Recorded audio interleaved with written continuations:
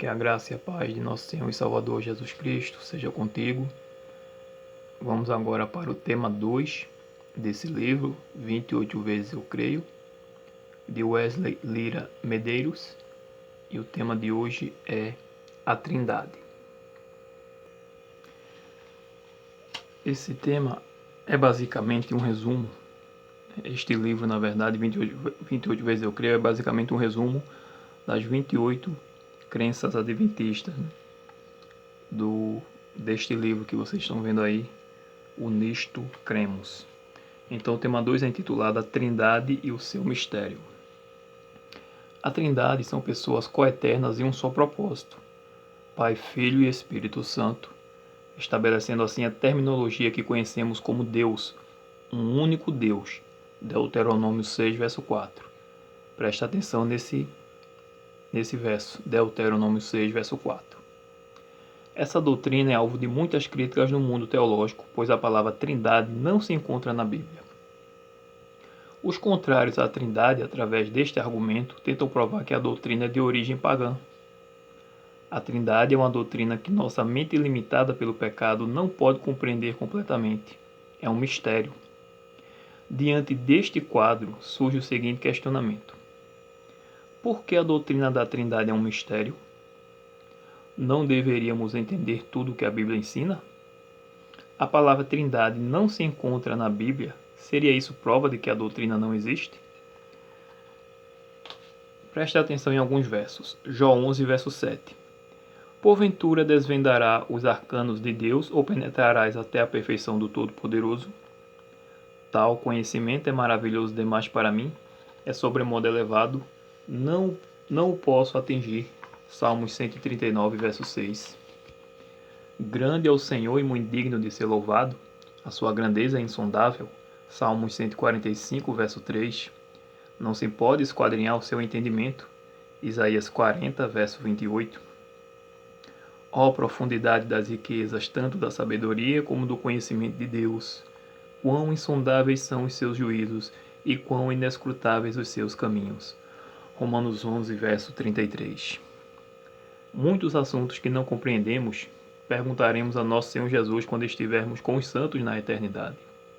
A Bíblia ensina o suficiente e o compreensível para que sejamos salvos e vivamos felizes. Possuímos e entendemos todos os assuntos bíblicos que precisamos. Somos todos pecadores e totalmente limitados para entender profundamente os assuntos de Deus. Você não pode ensinar a teoria da relatividade para uma criança de 5 anos, pois não tem idade intelectual para compreender. Assim não temos idade intelectual e celestial, somos apenas crianças, não podemos entender estes mistérios. Sobre a questão da palavra Trindade de não aparecer na Bíblia, temos diversas explicações. Pense se fosse necessário ter uma palavra relatada na Bíblia para crer. Não creiamos na própria Bíblia, pois em todos os livros bíblicos a palavra Bíblia não aparece. O fato de se usar uma nova palavra para uma doutrina bíblica não significa que a doutrina não tenha existido antes do aparecimento do novo vocábulo. A palavra de Deus nos revela evidências trinitárias tanto no Antigo Testamento como no Novo, aclarando-nos a sua existência. Outra pergunta: não consigo entender como pode ser 3 pessoas em uma. Seria um Deus com 3 cabeças? Nesta questão, devemos compreender o significado da palavra único no hebraico Echad, que é encontrado em Deuteronômio 6, verso 4, que significa uma união, unidade e não uma pessoa sozinha.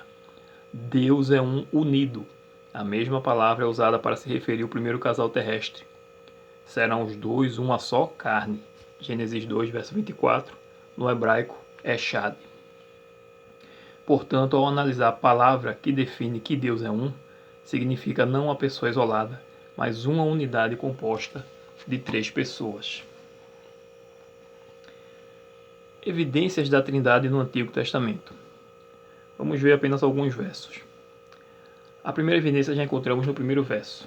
No princípio criou Deus os céus e a terra.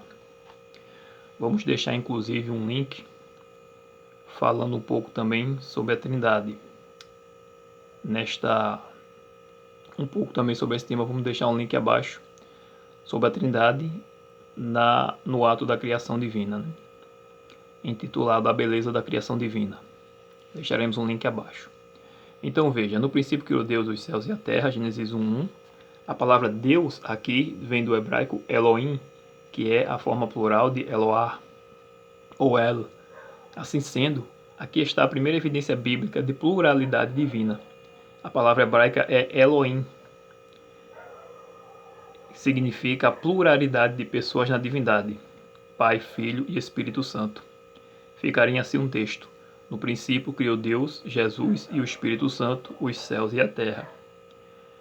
Este verso nos mostra claramente a Trindade, mas temos evidências também em outros versos. Por exemplo, no verso 2 de Gênesis 1, é dito que o Espírito de Deus pairava sobre as águas. Gênesis 1, verso 26, lemos: E disse Deus, façamos o homem à nossa imagem, conforme a nossa semelhança. O verbo naaser, observe que também está no plural, indicando mais de uma pessoa. Façamos. Moisés intercala no verso seguinte uma forma singular. Verso 27 lemos: E criou Deus o homem à sua imagem, indicando que há um só Deus, que se manifesta em três pessoas. Mais uma evidência. Então disse o Senhor Deus: Eis que o homem é como um de nós. Gênesis 3, verso 22. Perceba novamente a evidência da Trindade. Disse o Senhor no singular e como um de nós no plural, mostrando novamente um só Deus que se manifesta em três pessoas. E agora no Novo Testamento,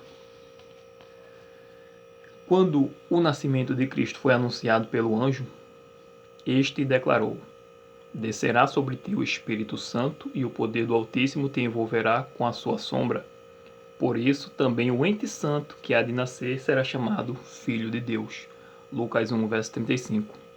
Neste versículo, Lucas menciona os três: Espírito Santo, Altíssimo e Filho de Deus.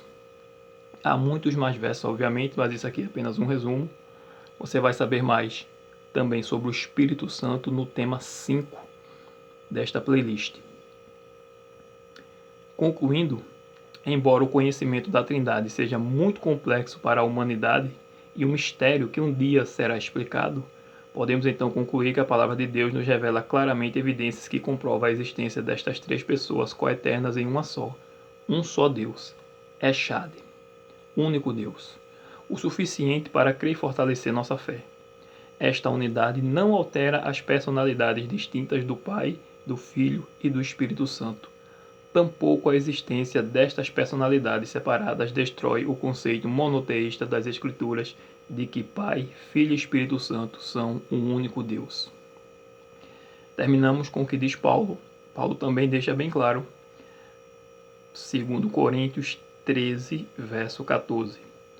A graça do Senhor Jesus Cristo e o amor de Deus e a comunhão do Espírito Santo seja com todos vós.